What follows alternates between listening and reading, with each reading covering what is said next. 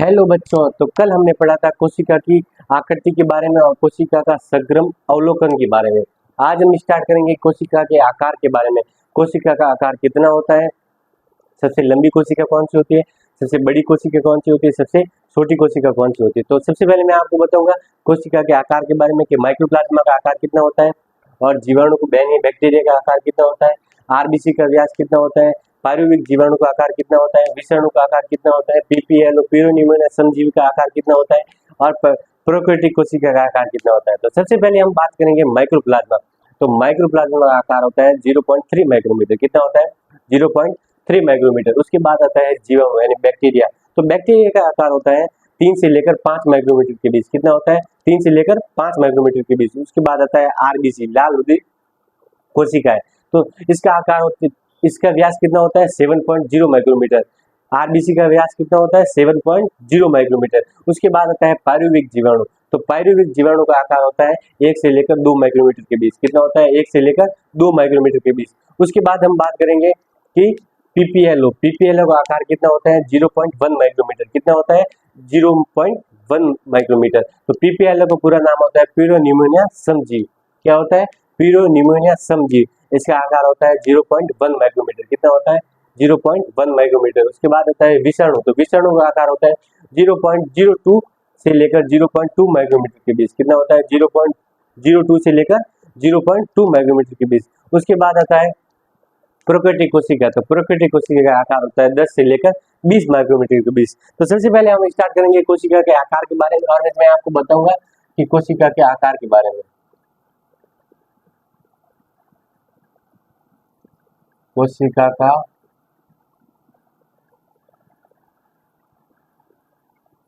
आकार, तो सबसे पहले मैं आपको बताऊंगा कोशिका कौन कौन सी कोशिका है, कोशिका का आकार कितना होता है। तो कोशिका का आकार, सबसे पहले हम बात करेंगे माइक्रोप्लाज्मा की। किसकी बात करेंगे?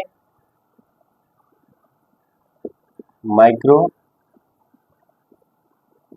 की। तो माइक्रोप्लाज्मा का आकार कितना होता है मैंने आपको अभी बताया, 0.3 माइक्रोमीटर। कितना होता है? 0.3 माइक्रोमीटर। उसके बाद हम बात करेंगे जीवाणु की। किसकी बात करेंगे? जीवाणु यानी बैक्टीरिया। जीवाणु इसका मतलब क्या होता है? बैक्टीरिया।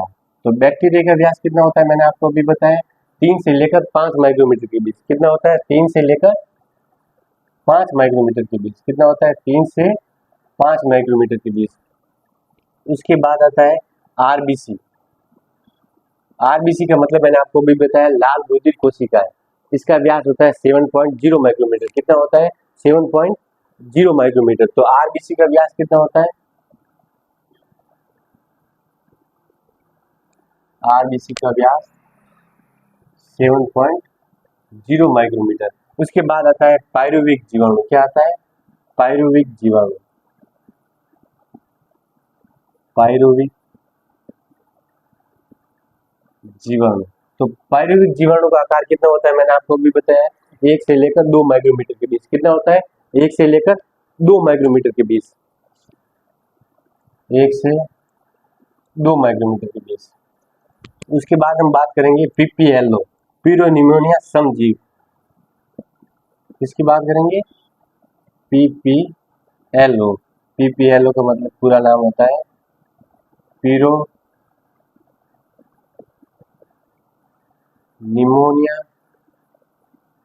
समजीव। क्या होता है? पीपीएलओ पीरोनिमोनिया समजीव। इसका आकार कितना होता है? 0.1 माइक्रोमीटर। कितना होता है? 0.1 माइक्रोमीटर। उसके बाद हम बात करेंगे प्रोकैरियोटिक कोशिका। प्रोकैरियोटिक कोशिका। तो प्रोकैरियोटिक कोशिका का आकार कितना होता है? 10 से लेकर 20 माइक्रोमीटर के बीच। कितना होता है? 10 से लेकर 20 माइक्रोमीटर के बीच। कितना होता है बच्चों? 10 से 20 माइक्रोमीटर के बीच। उसके बाद आता है विषाणु। तो विषाणु का आकार कितना होता है? 0.02 से लेकर 0.2 माइक्रोमीटर के बीच। कितना होता है? 0.02 से लेकर विषाणु। विषाणु का आकार कितना होता है? 0.02 से लेकर 0.2 माइक्रोमीटर के बीच। कितना होता है? 0.02 से लेकर 0.2 माइक्रोमीटर। तो मैं बताऊंगा कि 1 माइक्रोमीटर बराबर कितना होता है, 10 की घात -6। कितना होता है, 10 की घात -6। तो मैं यहाँ पे लिख रहा हूँ 1 माइक्रोमीटर बराबर 10 की घात -6 कितना होता है, 1 माइक्रोमीटर बराबर 10 की घात -6 कितना होता है बच्चों, 10 की घात -6। तो सबसे पहले मैं बात करूंगा कि माइक्रोप्लाज्मा की। माइक्रोप्लाज्मा का आकार कितना होता है, 0.3 माइक्रोमीटर। उसके बाद आता है जीवाणु। तो जीवाणु यानी बैक्टीरिया, बैक्टीरिया का आकार कितना होता है, 3 से लेकर 5 माइक्रोमीटर के बीच। उसके बाद हम बात करेंगे आरबीसी, लाल उद्भिद कोशिका। इसका आकार व्यास कितना होता है, 7.0 माइक्रोमीटर। कितना होता है, 7.0 माइक्रोमीटर। उसके बाद आता है पायरुविक जीवाणु। तो पायरुविक जीवाणु का आकार होता है 1 से लेकर 2 माइक्रोमीटर के बीच। उसके बाद आता है पीपीएल, प्यूरोनिमोनिया समजीव। इसका आकार होता है 0.1 माइक्रोमीटर। कितना होता है, 0.1 माइक्रोमीटर। उसके बाद आता है विषाणु। विषाणु का आकार होता है 0.02 से लेकर 0.2 माइक्रोमीटर के बीच। उसके बाद आता है प्रोकैरियोटिक कोशिका। तो प्रोकैरियोटिक कोशिका का आकार होता है 10 से लेकर 20 माइक्रोमीटर के बीच। जल्दी से आप नोट कर लीजिए। उसके बाद मैं आपको एक बार वापस रिवाइज करूंगा। उसके बाद हम आगे पढ़ेंगे कि सबसे लंबी कोशिका कौन सी होती है, सबसे छोटी कोशिका कौन सी होती है और सबसे बड़ी कोशिका कौन सी होती है। तो जल्दी से आप नोट कर दीजिए कॉपी के अंदर।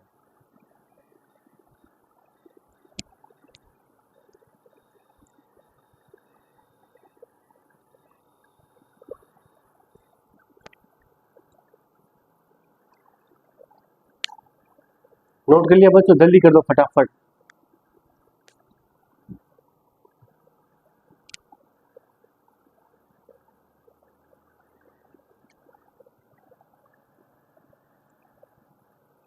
जल्दी से नोट करो फटाफट।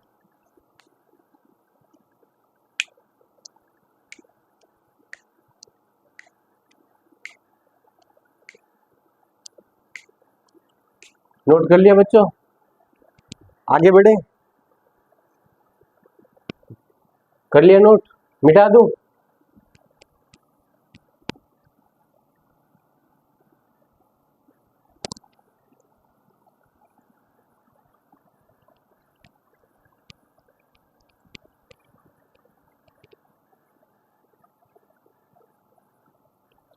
तो अभी हम बात करेंगे कि सबसे बड़ी छोटी सबसे छोटी जीवित कोशिका कौन सी होती है। सबसे छोटी जीवित कोशिका कौन सी होती है, तो सबसे छोटी जीवित कोशिका होती है माइक्रोप्लाज्मा। और सबसे बड़ी कोशिका कौन सी होती है, तो सबसे बड़ी कोशिका होती है शुतुरमुर्ग का अंडा।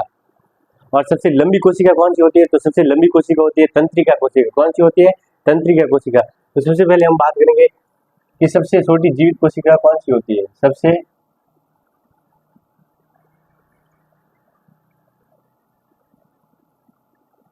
छोटी जीवित कोशिका, सबसे छोटी जीवित कोशिका। तो सबसे छोटी जीवित कोशिका कौन सी होती है, माइक्रोप्लाज्मा, जिसका आकार कितना होता है, 0.3 माइक्रोमीटर। कितना होता है, 0.3 माइक्रोमीटर। तो सबसे पहले हम बात करेंगे सबसे छोटी कोशिका कौन सी होती है, तो माइक्रोप्लाज्मा। कौन सी होती है, माइक्रोप्लाज्मा। तो माइक्रोप्लाज्मा का कितना आकार होता है, 0.3 माइक्रोमीटर। मैंने आपको जस्ट अभी बताया, ठीक है। उसके बाद आता है कि सबसे बड़ी कोशिका कौन सी होती है। तो सबसे बड़ी कोशिका कौन सी होती है, शुतुरमुर्ग का अंडा। सबसे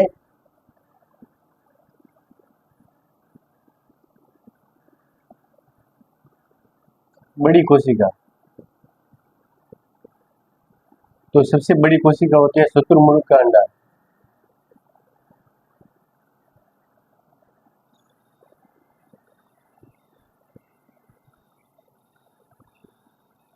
सबसे बड़ी कोशिका कौन सी होती है, शुतुरमुर्ग का अंडा। और सबसे लंबी कोशिका कौन सी होती है, तंत्रिका कोशिका।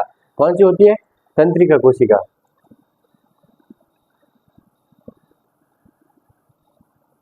सबसे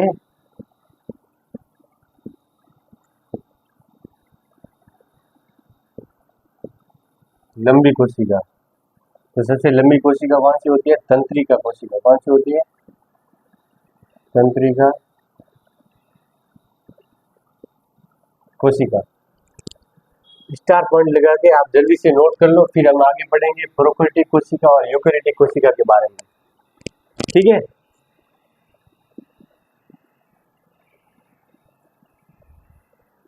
जल्दी से आप नोट कर लो, फिर मैं आपको एक बार वापस रिवाइज करा देता हूँ, फिर हम आगे बढ़ेंगे प्रोकैरियोटिक कोशिका और यूकैरियोटिक कोशिका के बारे में कि प्रोकैरियोटिक कोशिका क्या होती है और यूकैरियोटिक कोशिका क्या होती है, ये किस किस में पाई जाती है, किस किस में नहीं पाई जाती है, प्रोकैरियोटिक कोशिका में क्या क्या उपस्थित होता है, यूकैरियोटिक कोशिका में क्या क्या उपस्थित होता है। तो जल्दी से आप नोट कर दीजिए। माइक्रोप्लाज्म में लिखा है ना 0.3 माइक्रोमीटर। हाँ, विषाणु को बताया ना आपको, विषाणु का आकार होता है 0.02 से लेकर 0.2 माइक्रोमीटर के बीच। एक बार वापस रिवाइज करा देता हूँ। तो सबसे पहले हम बात करेंगे माइक्रोप्लाज्मा की। तो माइक्रोप्लाज्मा का आकार होता है 0.3 माइक्रोमीटर। कितना होता है? 0.3 माइक्रोमीटर। उसके बाद आता है जीवाणु यानी बैक्टीरिया। तो बैक्टीरिया का आकार होता है 3 से लेकर 5 मीटर, 3 से लेकर 5 माइक्रोमीटर के बीच। कितने? 3 से लेकर 5 माइक्रोमीटर के बीच किसका होता है? जीवाणु यानी बैक्टीरिया का आकार होता है 3 से लेकर 5 माइक्रोमीटर के बीच। उसके बाद आता है आरबीसी, लाल उद्भिद कोशिकाएं। तो आरबीसी का व्यास कितना होता है? 7.0 माइक्रोमीटर। कितना होता है? 7.0 माइक्रोमीटर। उसके बाद आता है पायरुविक जीवाणु। क्या आता है? पायरुविक जीवाणु। तो पायरुविक जीवाणु का आकार होता है 1 से लेकर 2 माइक्रोमीटर के बीच। कितना होता है? 1 से लेकर 2 माइक्रोमीटर के बीच। उसके बाद आता है पीपीएलओ, प्यूरोनिमोनिया समजीव। तो इसका आकार होता है 0.1 माइक्रोमीटर। कितना आता है? 0.1 माइक्रोमीटर। उसके बाद हम बात करेंगे विषाणु की। तो विषाणु का आकार होता है 0.02 से लेकर 0.2 माइक्रोमीटर के बीच। कितना होता है? 0.02 से लेकर 0.2 माइक्रोमीटर के बीच। उसके बाद हम बात करेंगे प्रोकैरियोटिक कोशिका। तो प्रोकैरियोटिक कोशिका का आकार होता है 10 से लेकर 20 माइक्रोमीटर के बीच। और सबसे छोटी जीवित कोशिका होती है माइक्रोप्लाज्मा, और सबसे बड़ी कोशिका होती है शुतुरमुर्ग का अंडा, और सबसे लंबी कोशिका होती है तंत्रिका कोशिका। जल्दी से आप नोट कर दीजिए। उसके बाद हम आगे बढ़ेंगे प्रोकैरियोटिक कोशिका और यूकैरियोटिक कोशिका के बारे में। अभी आपको मैंने बताया माइक्रोप्लाज्मा का आकार और जीवित कोशिका का आकार कितना होता है, माइक्रोप्लाज्मा का आकार कितना होता है, जीवाणु का आकार कितना होता है, और पीपीएलओ का आकार कितना होता है, विषाणु का आकार कितना होता है, आरबीसी का आकार कितना होता है, पायरुविक जीवाणु का आकार कितना होता है, प्रोकैरियोटिक कोशिका का आकार कितना होता है, सब आपको आगे लिखवा दिया। जल्दी से आप नोट कर लो, फिर हम आगे बढ़ेंगे प्रोकैरियोटिक कोशिका और यूकैरियोटिक कोशिका के बारे में।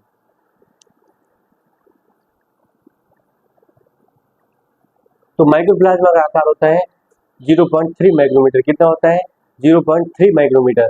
और जीवाणु यानी बैक्टीरिया का आकार होता है 3 से लेकर 5 माइक्रोमीटर के बीच। कितना होता है?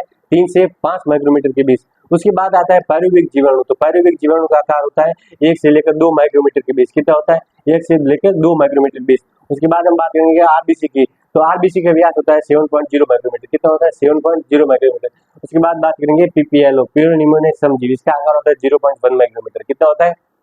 0.1 माइक्रोमीटर। और विषाणु का आकार होता है 0.02 से लेकर 0.2 माइक्रोमीटर के बीच। उसके बाद प्रोकैरियोटिक कोशिका का आकार होता है 10 से लेकर 20 माइक्रोमीटर के बीच। और सबसे छोटी जीवित कोशिका होती है माइक्रोप्लाज्मा, और सबसे बड़ी कोशिका होती है शुतुरमुर्ग का अंडा, और सबसे लंबी कोशिका होती है तंत्रिका कोशिका। ठीक है बच्चों, अब हम आगे बढ़ेंगे प्रोकैरियोटिक कोशिका और यूकैरियोटिक कोशिका के बारे में। तो आपने ये नोट किया होगा। अब आगे हम बात करेंगे प्रोकैरियोटिक कोशिका और यूकैरियोटिक कोशिका के बारे में।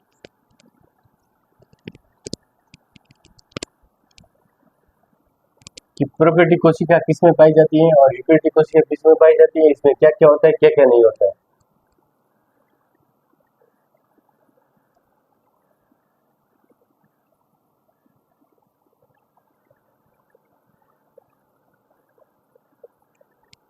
तो यहाँ पे लिखूंगा प्रोकैरियोटिक कोशिका।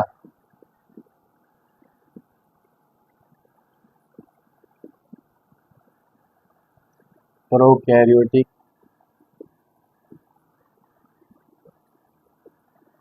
कोशिका। यहाँ पे लिखूंगा यूकैरियोटिक कोशिका।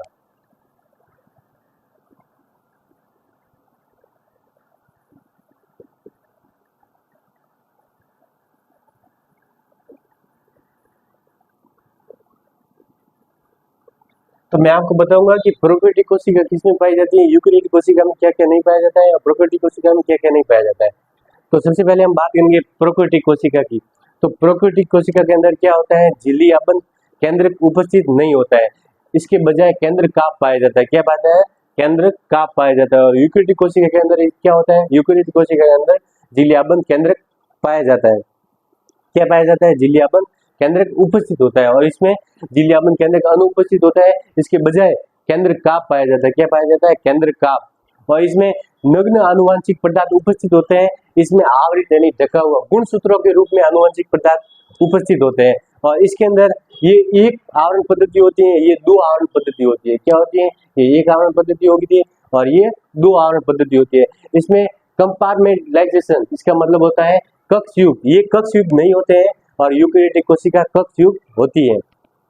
और इसके अंदर कोशिकांग यानी झिल्ली आबंध कोशिका अनुपस्थित होते हैं। इसके अंदर झिल्ली आबंध कोशिकांग उपस्थित होते हैं। और इसके अंदर 86 प्रकार का राइबोसोम पाया जाता है। इसके अंदर 86 और 80S दोनों प्रकार का राइबोसोम उपस्थित होता है। और इसके अंदर पंजर कोशिका पंजर तथा साइक्लोलोसिस अनुपस्थित होता है। और इसके अंदर कोशिका पंजर तथा साइक्लोलोसिस उपस्थित होता है। और इसके अंदर पक्षमाप यानी सीलिया, इसके अंदर सीलिया अनुपस्थित होता है। इसके अंदर सीलिया उपस्थित होता है। और इसके अंदर कसाबिका यानी फ्लैजिला, अगर इसके अंदर फ्लैजिला उपस्थित होगा तो इसके अंदर फ्लैजिन प्रोटीन बना देगा।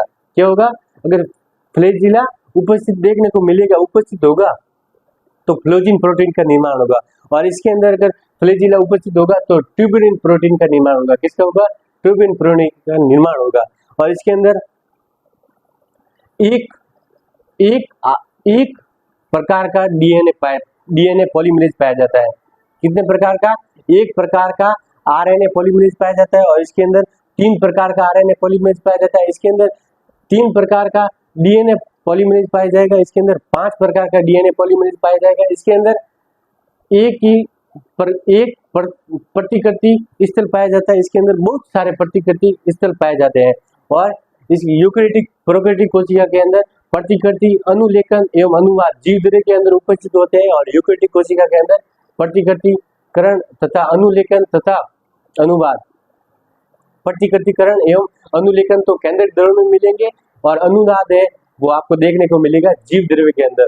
और प्रोकैरियोटिक कोशिका किसमें पाई जाती है? तो प्रोकैरियोटिक कोशिका मोनेरा जनर के अंदर पाई जाती है, जीवाणु के अंदर पाई जाती है, आदि जीवाणु के अंदर पाई जाती है और माइक्रोप्लाज्मा के अंदर पाई जाती है, पीपीएलए के अंदर पाई जाती है। ठीक है। और यूकेरियोटिक कोशिका किसमें पाई जाती है? तो यूकेरियोटिक कोशिका प्रोटिस्टा के अंदर पाई जाती है, कवकों के अंदर पाई जाती है, पादप जगत के अंदर पाई जाती है और जंतु जगत के अंदर पाई जाती है। तो सबसे पहले हम बात करेंगे प्रोकैरियोटिक कोशिका की। तो प्रोकैरियोटिक कोशिका के अंदर क्या क्या होता है और क्या क्या नहीं होता है, आप साथ साथ लिखते रहिए। इसके अंदर क्या होता है? झिल्ली आबंध केंद्रक अनुपस्थित होता है। क्या होता है? झिल्ली आबंध केंद्रक, झिल्ली आबंध केंद्रक अनुपस्थित होता है, अनुपस्थित होता है। इसके बजाय केंद्र का पाया जाता है। इसके बजाय केंद्र का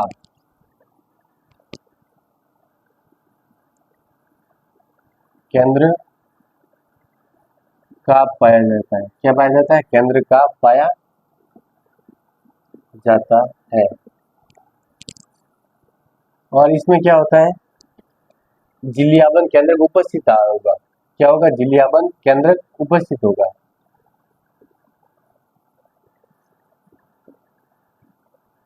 झिल्ली आबंध वास्तविक केंद्रक उपस्थित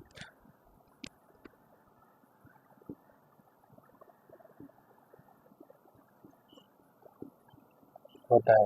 इसके अंदर क्या होता है? झिल्ली आबंध केंद्रक अनुपस्थित होता है और केंद्र उसके बजाय केंद्र का पाया जाता है। और इसके अंदर झिल्ली आबंध वास्तविक केंद्रक उपस्थित होता है। ठीक है। सेकंड पॉइंट हम लिखेंगे कि इसके अंदर नग्न अनुवांशिक पदार्थ उपस्थित होते हैं। इसके अंदर आवृत यानी ढका हुआ गुणसूत्रों के रूप में अनुवांशिक पदार्थ उपस्थित होंगे। तो लिखिए नग्न आनुवांशिक पदार्थ उपस्थित होंगे। और इसमें आवृत, आवृत का मतलब क्या होता है? ढका हुआ। क्या होता है? ढका हुआ। आवृत का क्या मतलब होता है? ढका हुआ। इसमें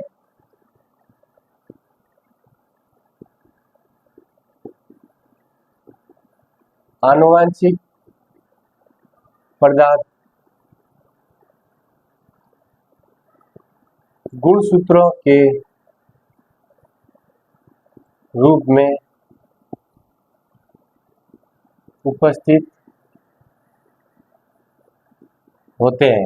ठीक है, इसमें नग्न आनुवांशिक पदार्थ उपस्थित होते हैं, इसमें आवृत यानी ढका हुआ, इसमें आनुवांशिक पदार्थ गुणसूत्रों के रूप में उपस्थित होते हैं। कैसे होते हैं? गुणसूत्रों के रूप में। अब हम लिखेंगे थर्ड पॉइंट, प्रोकैरियोटिक कोशिका एक आवरण पद्धति होती है, एक आवरण पद्धति होती है, और यूकेरियोटिक कोशिका दो आवरण पद्धति होती है। कैसे होती है? दो आवरण पद्धति होती है। चौथा पॉइंट लगेंगे कंपार्टमेंटलाइजेशन, इसका मतलब होता है कक्ष युक्त नहीं होते हैं प्रोकैरियोटिक कोशिका और यूकेरियोटिक कोशिका। कंपार्टमेंटलाइजेशन यानी यूकेरियोटिक कोशिका कक्ष युक्त होते हैं।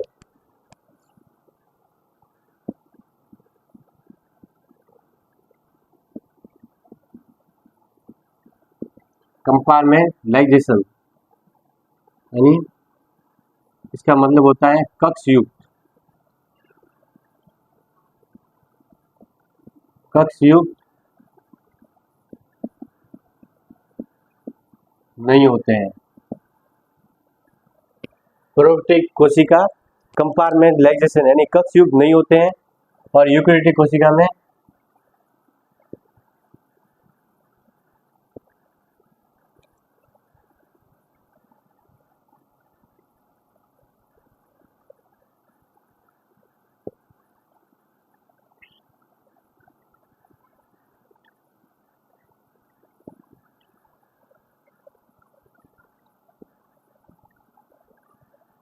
ये कक्ष युक्त होते हैं।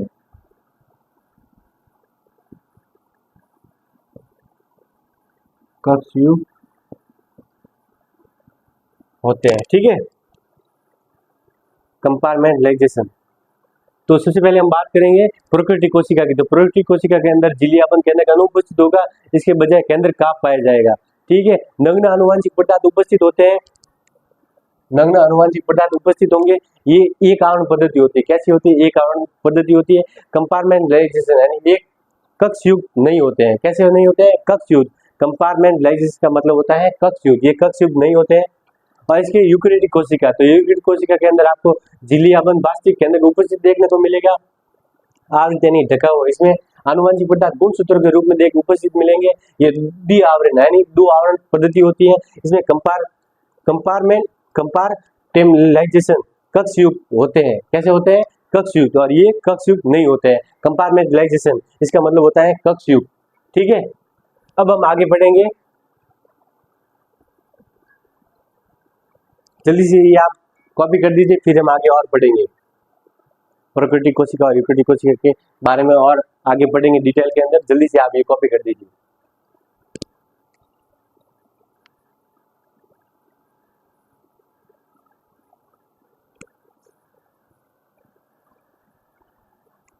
कंपार्टमेंटलाइजेशन,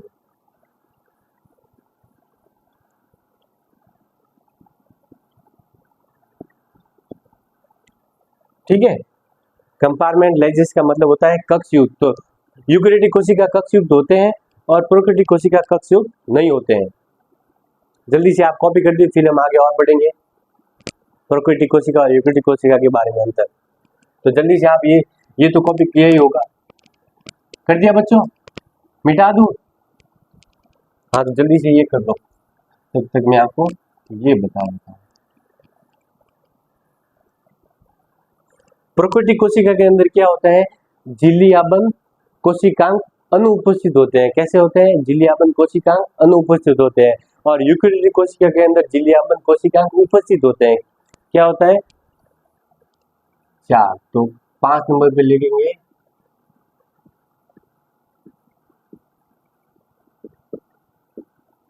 झिल्लियाबंद कोशिकांग अनुपस्थित।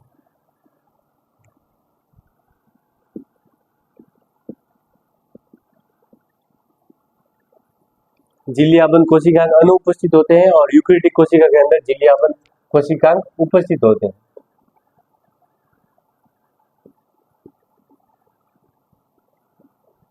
झिल्लियाबद्ध कोशिकांग उपस्थित होते हैं।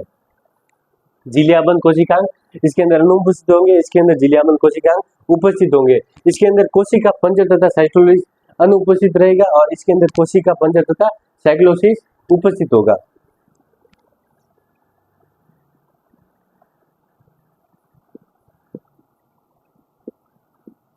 कोशिका पंजर तथा साइक्लोसिस अनुपस्थित। और इसके अंदर क्या होगा, कोशिका पंजर तथा साइक्लोसिस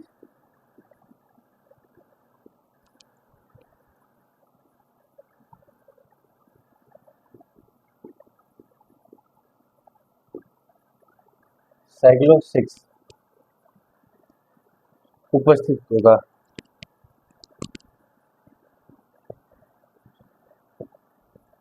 इसके अंदर क्या होगा, कोशिका पंजर तथा साइक्लोसिस अनुपस्थित होगा। इसके अंदर कोशिका पंजर तथा साइक्लोसिस उपस्थित होगा। ये लिख दिया, नोट कर दिया, मिटा दो।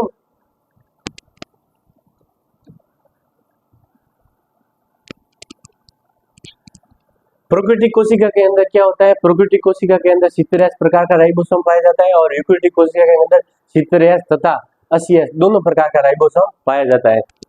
तो एक और अपन टॉपिक लिखेंगे प्रोकैरियोटिक कोशिका के अंदर, इसमें 70S प्रकार का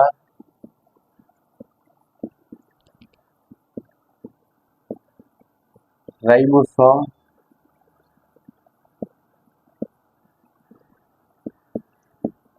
पाया जाता है। और यूकैरियोटिक कोशिका के अंदर क्या होता है, 70S तथा 80S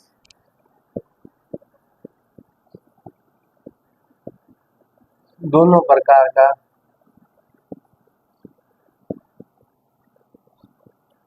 राइबोसोम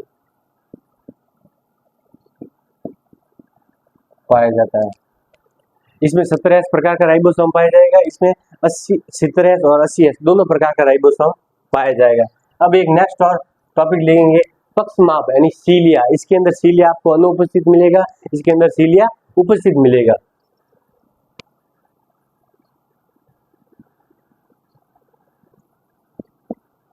पक्षमाप यानी सीलिया अनुपस्थित, सीलिया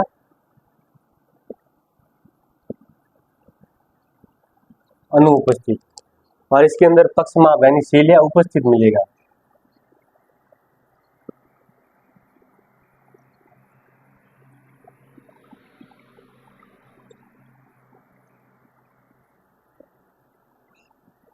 ठीक है, उसके बाद आता है कसाबिका यानी फ्लैजिला। अगर फ्लैजिला इसके अंदर उपस्थित होगा तो इसके अंदर फ्लैजिन प्रोटीन का निर्माण करेगा और इसके अंदर अगर फ्लैजिला उपस्थित होगा तो इसके अंदर ट्यूबुलिन प्रोटीन का निर्माण करेगा। तो जल्दी से आप नोट कर लीजिए, उसके बाद मैं आपको ऊपर से वापस लिखवा दूंगा पूरा का पूरा। नोट कर लिया बच्चों, जल्दी से नोट कर लो। ये तो क्या ही होगा, आपने मिटा दूं?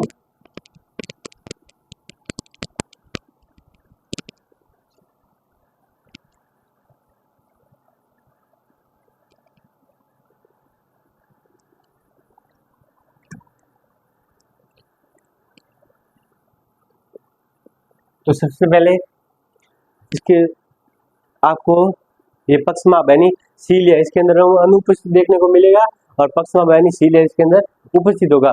और इसके अंदर अगर फ्लैजिला यानी कसाबिका फ्लैजिला अगर इसके अंदर उपस्थित होगा तो फ्लैजिन प्रोटीन का निर्माण करेगा और इसके अंदर अगर फ्लैजिला उपस्थित होगा तो ट्यूबिन प्रोटीन का निर्माण करेगा। क्या करेगा?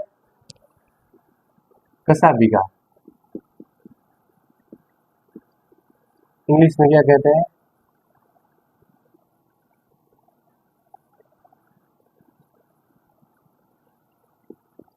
फ्लैजिला। अगर उपस्थित होगा तो फ्लेजिन प्रोटीन का निर्माण करेगा। किसका निर्माण करेगा? फ्लोजिन प्रोटीन का, फ्लेजिन प्रोटीन का। कैसा दिखा यानी फ्लैजिला अगर इसके अंदर उपस्थित होगा, अगर उपस्थित होगा तो फ्लेजिन प्रोटीन का निर्माण करेगा। और इसके अंदर अगर कसा बिगा यानी फ्लैजिला अगर इसके अंदर उपस्थित होगा यूकेरियोटिक कोशिका के अंदर, तो इसके अंदर ट्यूबरिन प्रोटीन का निर्माण करेगा। किसका निर्माण करेगा? ट्यूबरिन। कसा बिगा फ्लैजिला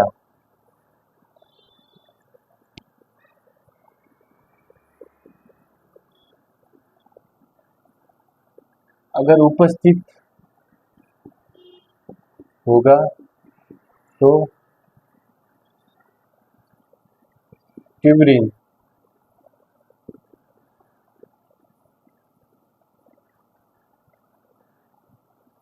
प्रोटीन का निर्माण करेगा। किसका निर्माण करेगा? ट्यूबरिन प्रोटीन का।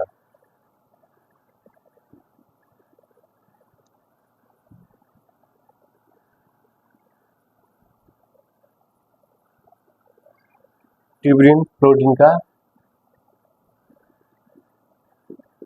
निर्माण करेगा। ठीक है।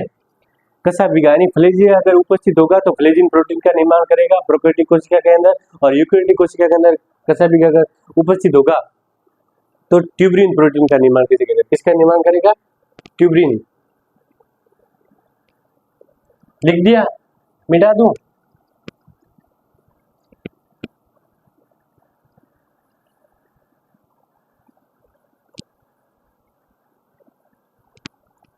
अब हम 10वां पॉइंट लगेंगे। इसमें एक प्रकार का आरएनए पॉलीमरेज पाया जाता है। कितने प्रकार का पाया जाता है? एक प्रकार का आरएनए पॉलीमरेज पाया जाता है। इसके अंदर 3 प्रकार का आरएनए पॉलीमरेज पाया जाता है। कितने प्रकार का? 3 प्रकार का पॉलीमरेज पाया जाएगा। इसके अंदर 3 प्रकार का आरएनए पॉलीमरेज डीएनए पॉलीमरेज पाया जाएगा, और इसके अंदर 5 प्रकार का डीएनए पॉलीमरेज पाया जाएगा। इसके अंदर एक प्रतिकृति स्थल पाया जाएगा, और इसके अंदर बहुत सारे प्रतिकृति स्थल पाए जाएंगे। तो जल्दी से आप लिख दीजिए।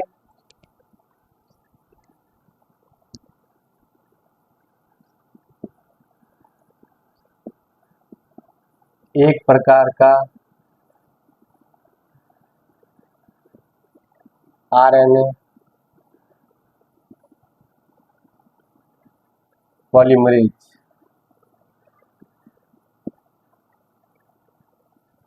पाया जाता है, और इसमें 3 प्रकार का आरएनए पॉलीमरेज पाया जाएगा। कितने प्रकार का पाया जाएगा? 3 प्रकार का आरएनए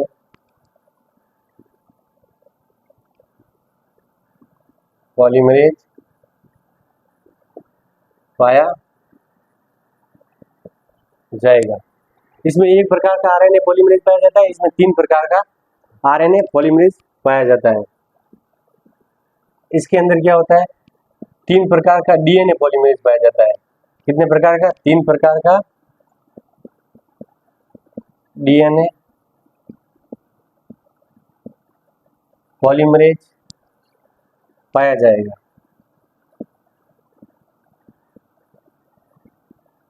और इसके अंदर 5 प्रकार का, कितने प्रकार का?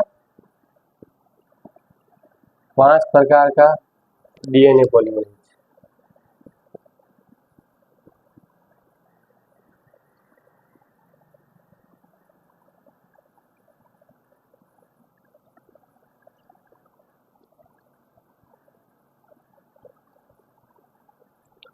तो कसा बिगानी फ्लैजिला अगर इसके अंदर उपस्थित होगा तो फ्लेजिन प्रोटीन का निर्माण करेगा। इसके अंदर कसा बिगा अगर उपस्थित होगा तो ट्यूबुलिन प्रोटीन का निर्माण करेगा और इसके अंदर एक प्रकार का आरएनए पॉलीमरेज पाया जाता है, इसके अंदर 3 प्रकार का आरएनए पॉलीमरेज पाया जाता है, इसके अंदर 3 प्रकार का डीएनए पॉलीमरेज पाया जाता है, इसके अंदर 5 प्रकार का डीएनए पॉलीमरेज पाया जाता है। जल्दी से कॉपी कर ले, फिर हम आगे और पढ़ेंगे इसके बारे में।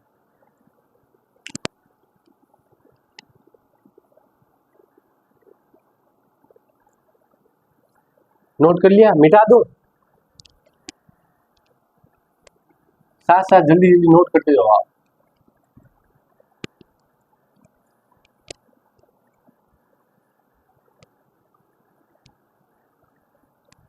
तो अब मैं आपको बताऊंगा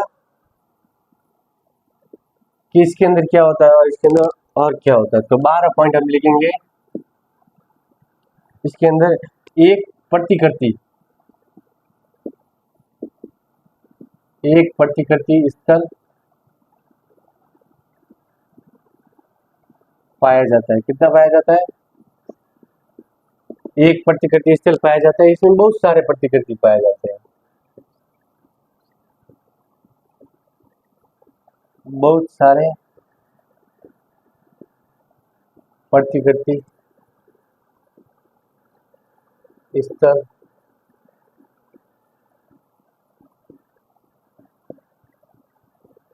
पाए जाते हैं। ठीक है, इसमें एक प्रतिकृति स्थल पाया जाता है, इसमें बहुत सारे प्रतिकृति स्थल पाए जाते हैं। इसके अंदर प्रतिकृतिकरण, अनुलेखन तथा अनुनाद तीनों जीव द्रव्य के अंदर आपको देखने को मिलेंगे। और यूकेरियोटिक कोशिका के अंदर प्रतिकृतिकरण, अनुलेखन केंद्रक द्रव्य के अंदर होगा और अनुनाद है जो जीव द्रव्य के अंदर होगा। तो जल्दी से आप लिख दीजिए। ये लिख दिया, मिटा दो।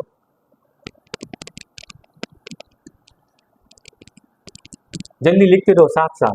तो 13 पॉइंट हम क्या लिखेंगे कि प्रतिकृतिकरण,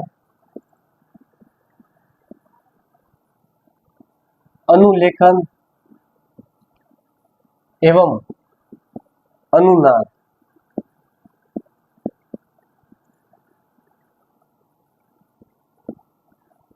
जीव द्रव्य में होंगे। किसमें होंगे? जीव द्रव्य के अंदर। प्रतिकृतिकरण, अनुलेखन और अनुनाद तीनों आपको जीव द्रव्य के अंदर देखने को मिलेंगे। और इसके अंदर प्रतिकृतिकरण एवं अनुलेखन केंद्रक द्रव्य के अंदर होगा और अनुनाद है जो जीव द्रव्य के अंदर होगा। तो इसके अंदर आप लिख दीजिए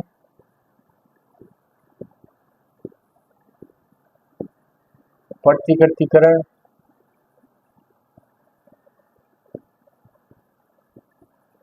अनुलेखन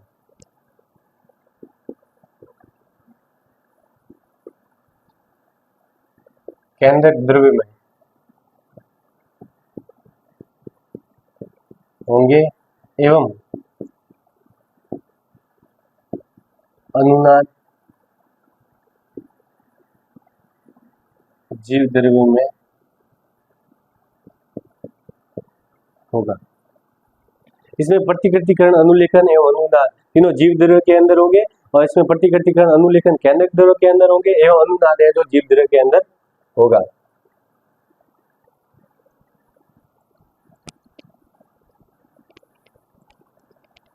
अब हम लास्ट टॉपिक पकड़ रहे हैं, चौथा उदाहरण।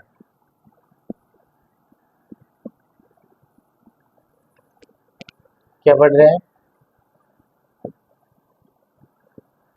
उदाहरण। ठीक है, तो उदाहरण क्या होता है? मोनेरा जगत, जैसे जीवाणु है, आद्य जीवाणु, माइक्रोप्लाज्मा,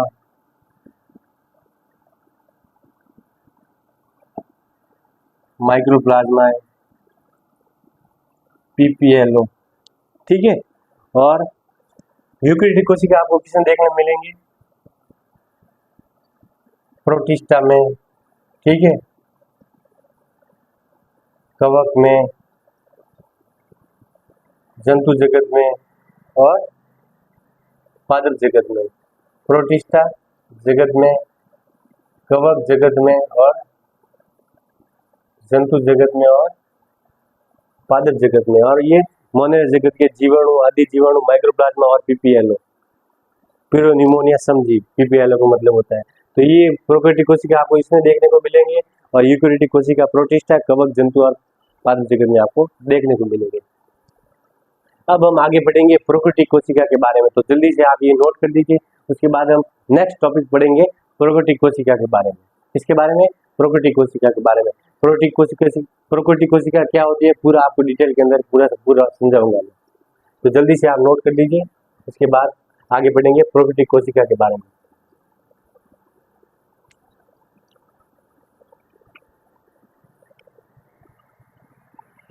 जल्दी नोट कर लो फटाफट।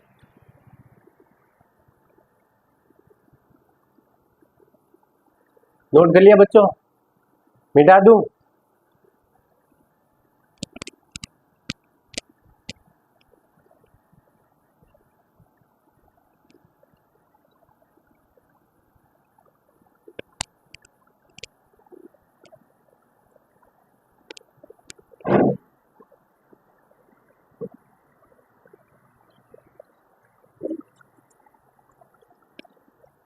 सबसे पहले मैं आपको बताऊंगा प्रोकैरियोटिक कोशिका के बारे में।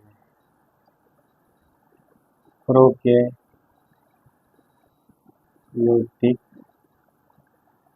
कोशिका,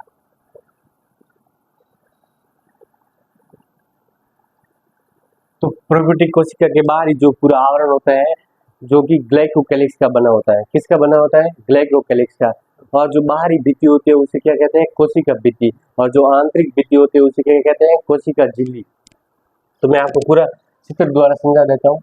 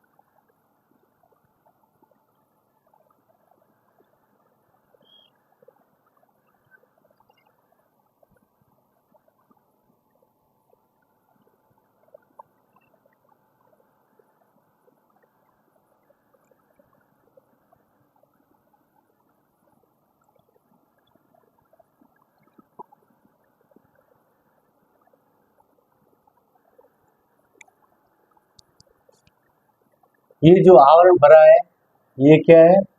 ग्लाइकोकैलिक्स। किसका आवरण है? ग्लाइकोकैलिक्स।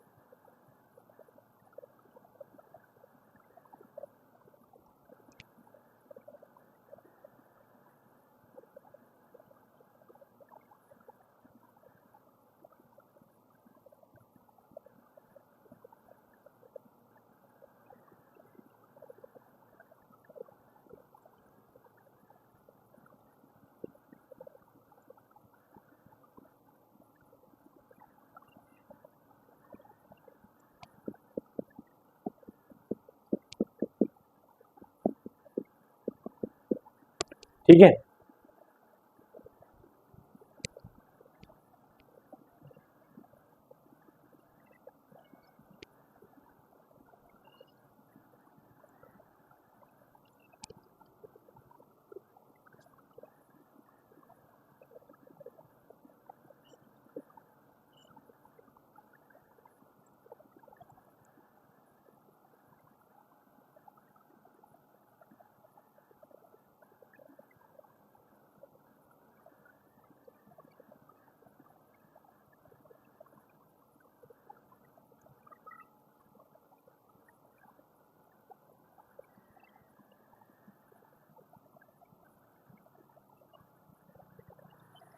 तो इसे क्या बोलेंगे, ये किसका आवरण बना हुआ है, ग्लाइकोकैलिक्स का। किसका है, ग्लाइकोकैलिक्स का। किसका बना है, ग्लाइकोकैलिक्स का। ठीक है, और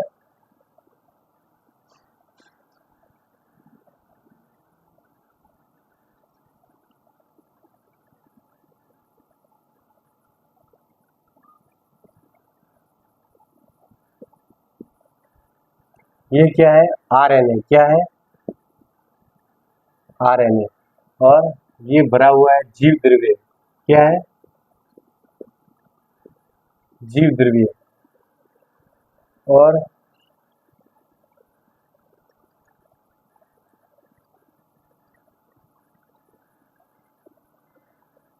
इसको हम बोलेंगे प्लाज्मिड। क्या बोलेंगे, प्लाज्मिड।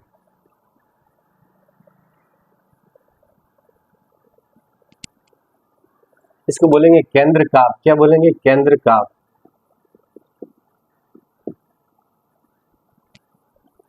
ठीक है,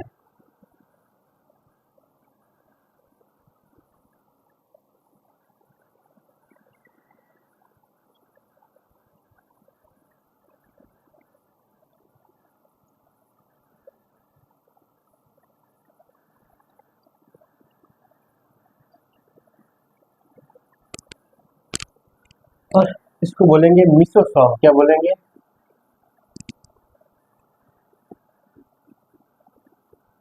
मिसोसोम।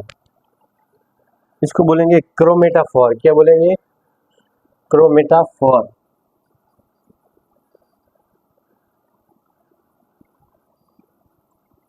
क्रोमेटाफोर। ठीक है, और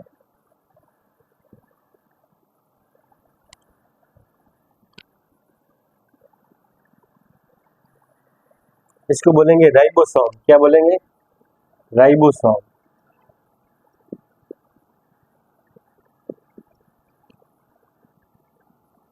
राइबोसोम।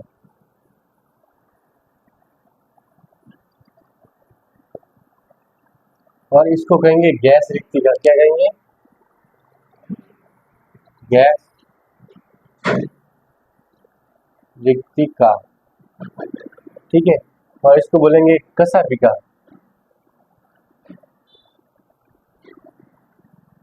क्या बोलेंगे, कशापिका। और इसको बोलेंगे जालर। क्या बोलेंगे, जालर। इसको कहेंगे रोम। और ये जो छोटे छोटे पिंड होते हैं इनको क्या कहेंगे,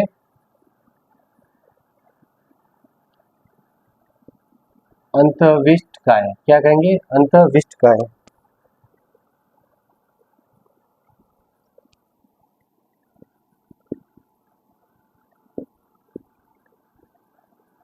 ये रोम है, ये जालर है, ये अंतःविष्टकाय, ये गैस रिक्तिका है। जिसकी बाहरी भित्ति होती है उसे क्या कहेंगे, कोशिका भित्ति। कोशिका भित्ति। और जो आंतरिक भित्ति उसे कहेंगे कोशिका झिल्ली। क्या कहेंगे, कोशिका झिल्ली। ठीक है, तो ये मैं आपको पूरा पूरा भर के दे देता हूँ।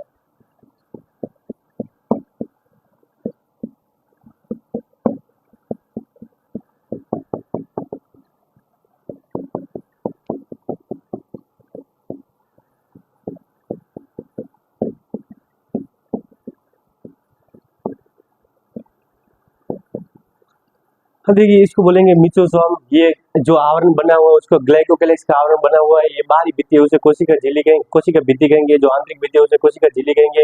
ये होती है कशापिका और ये होती है गैस रिक्तिका। ये बड़े बड़े जो होती है जालर, ये है रोम, ये अंतःविशिष्ट का है। इसको बोलेंगे क्रोमेटाफोर, इसको बोलेंगे प्लाज्मिड, और इसको बोलेंगे राइबोसोम, इसको बोलेंगे आरएनए। ये है केंद्रकाप। और पूरा ये जो द्रव भरा हुआ है इसको क्या बोलेंगे, कोशिका द्रव्य।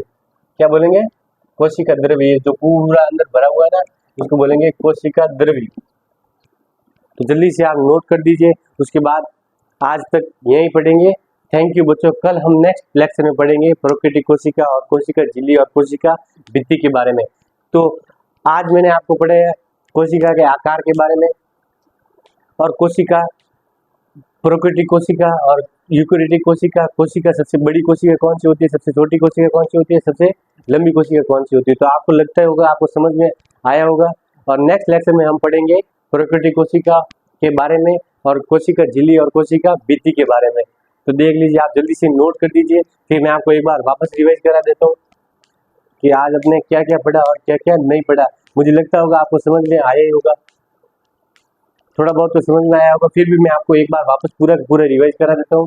नहीं आया तो एक बार वापस रिवाइज होगा, आपको समझ में आ जाएगा, ये मेरी गारंटी। जल्दी से आप नोट कर दीजिए, उसके बाद मैं आपको एक बार वापस रिवाइज करा देता हूँ, ठीक है। नोट कर लिया बच्चों? तो चलो आज हम स्टार्ट करके आपको मैंने क्या क्या पढ़ा है। तो सबसे पहले मैं आपको पढ़ाऊंगा कोशिका के आकार के बारे में।